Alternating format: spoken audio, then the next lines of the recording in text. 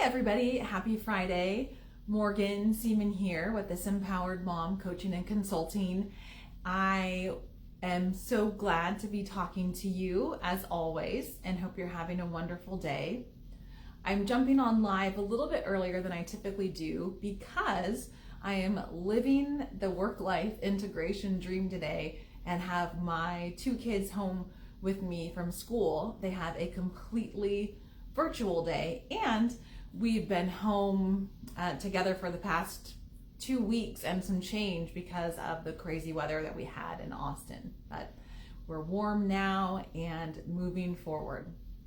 Today, I wanted to talk to you about a topic and a skill that is near and dear to my heart, and that is the ability to advocate for yourself on the job and embrace self-promotion.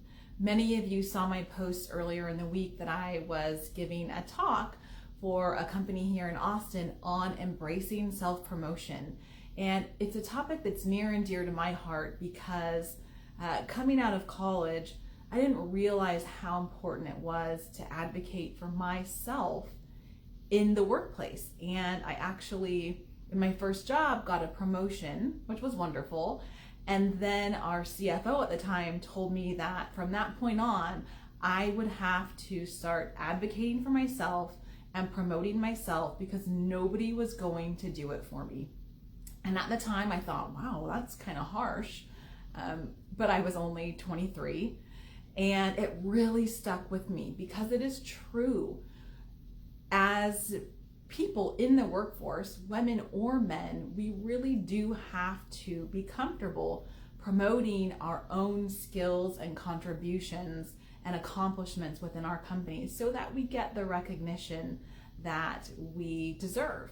It's also really important to me that women especially can embrace the idea and concept of self-promotion because I have 2 daughters and I want them to grow up confident in knowing that they can speak about their accomplishments and celebrate their accomplishments and be proud of all of the value and contributions that they're making in the classroom, in an organization, on a team, in our family, and as individuals. So that is why self-promotion is so near and dear to my heart. And I haven't always been a natural self-promoter. So today, I wanted to talk to you about why self-promotion in the workplace is so important, especially for women. And I've got 6 reasons to cover with you. And the first is probably the most obvious: career growth.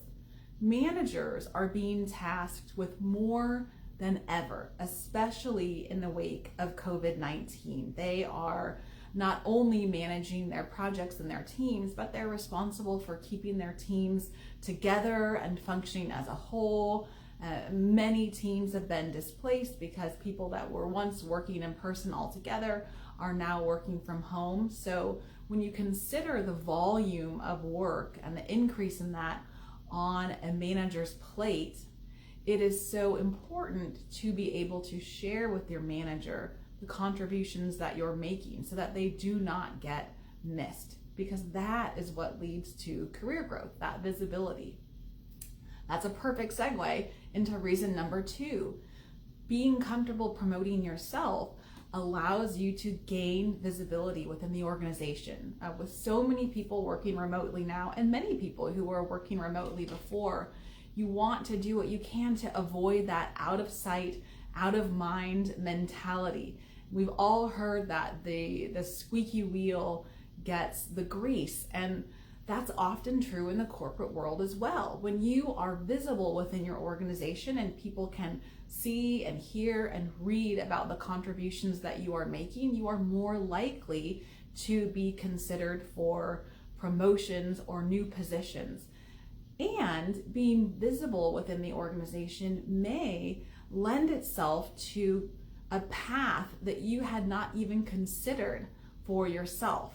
And when I started at an organization as our corporate trainer, I had a knack for putting processes together and gave training material in a really systematic and methodical way. And the clinical operations director at the time tapped me and said, hey, I think you could help us put together these FDA submissions. We have to do one, and it's been a while since we've looked at our process. Can you take a look at it? Of course, I was excited. I said yes to everything at that time, and that's another topic for another day. But I took a look at it. I was able to come up with the process, and that turned into a service that we were able to offer clients as a standalone service. And I attribute that to, one, my ability to put processes together and work methodically and see the bigger picture, and that I was making my work visible so people in the organization saw what I was capable of.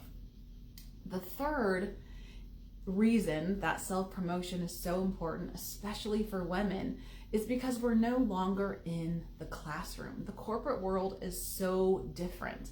And in the classroom environment, we have been taught, and we were taught, that if we keep our heads down, focus, do good work, and turn it in on time, then we will get the A. We will get the grade that we want. In the corporate world, it is no longer enough to keep your head down, do the good work, and turn it in on time. We need to let people know and let people see what we are doing, because it's nobody's job anymore, like it was the teacher's job, to collect our work, grade it, and give it back to us.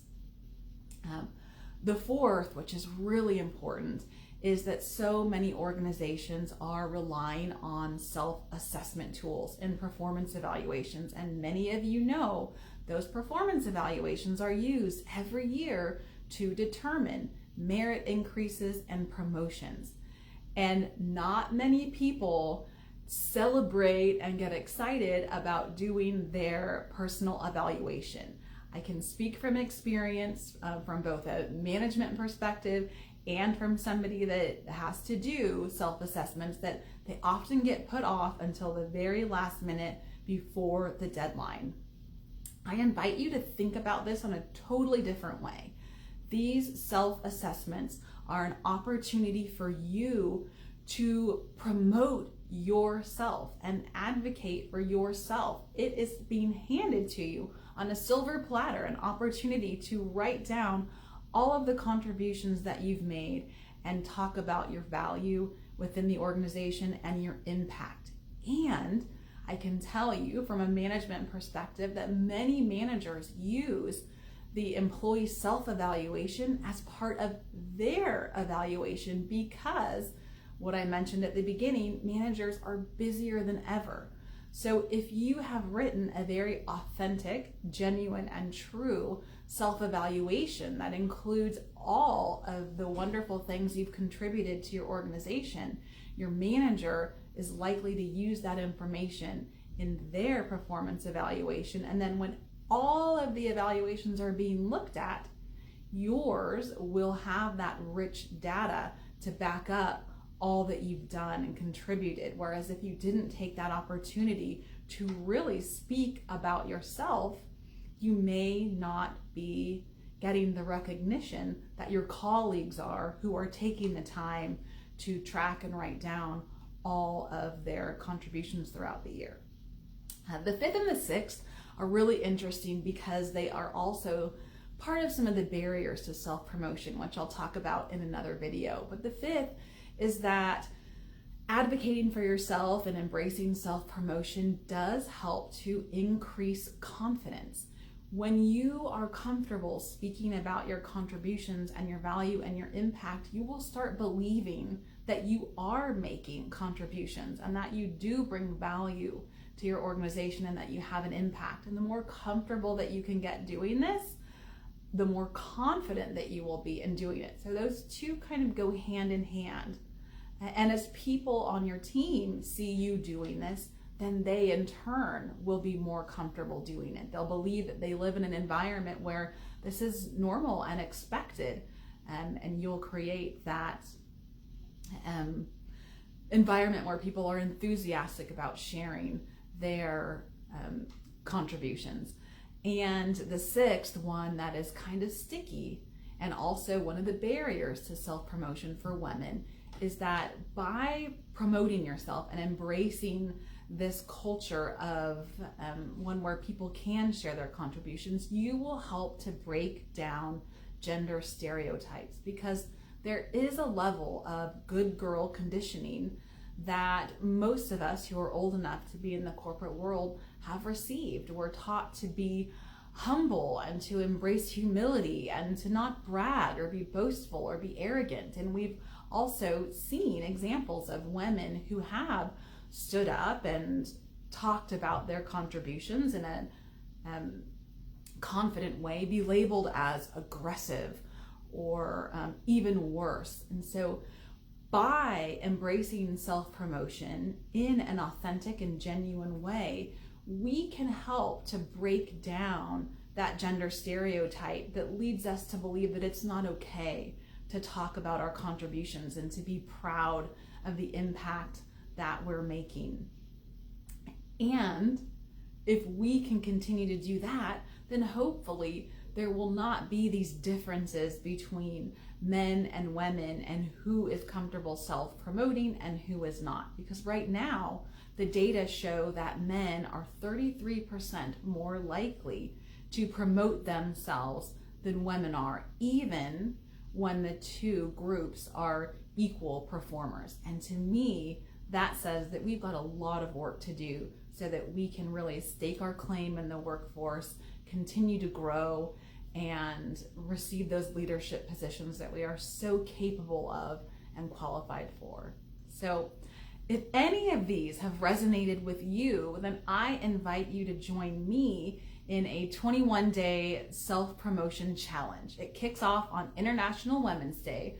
We'll be talking about barriers to self-promotion, why it's so important, and how you can embrace a self-promotion mindset, as well as practical strategies for recognizing your own value, worth, and contributions, and how you can promote yourself within the workforce. I'll include a link to this in the comments.